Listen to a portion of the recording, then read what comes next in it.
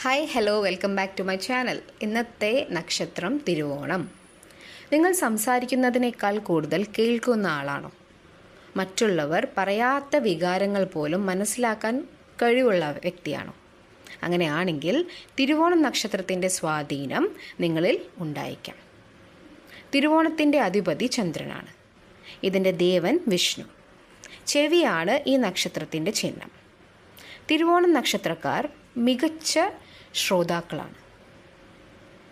അറിവ് സമ്പാദിക്കാനും അനുഭവങ്ങളിൽ നിന്ന് പഠിക്കാനും അവർക്ക് പ്രത്യേക കഴിവുണ്ട്.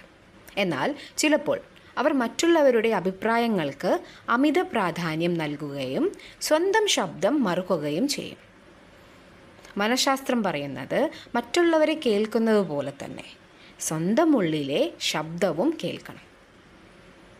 തിരുവോണത്തിൻ്റെ യഥാർത്ഥ ശക്തി അറിവ് ശേഖരിക്കുന്നതിലല്ല, അത് ജീവിത ജ്ഞാനമാക്കി മാറ്റുന്നതിലാണ്.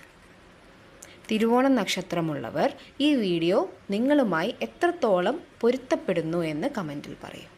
വീണ്ടും വേറൊരു നക്ഷത്രമായി വരുന്നവരെ ബൈ.